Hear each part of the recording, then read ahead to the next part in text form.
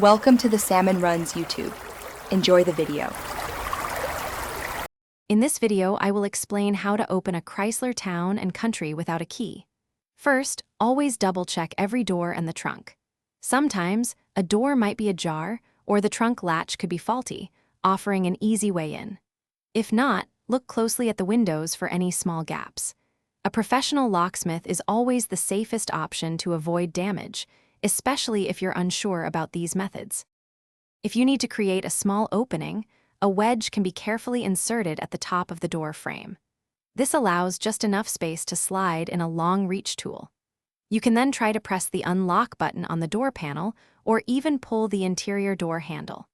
For more advanced users, a slim jim can be used to engage the internal locking rods, but this requires precision and knowledge of the door's mechanics. Sometimes, alternative entry points might be available. For instance, if you can access the hood latch release cable through the front grille, you might be able to pop the hood and then potentially access the battery to power the locks or even the main fuse box.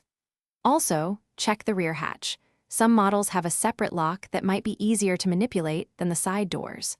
Always proceed with caution to prevent damage.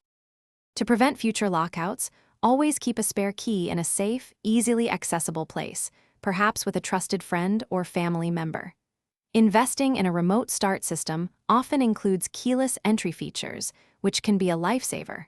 Finally, make it a habit to regularly check all your door and trunk locks to ensure they are functioning correctly. This proactive approach can save you a lot of hassle. Thanks for watching. Consider subscribing if we helped you.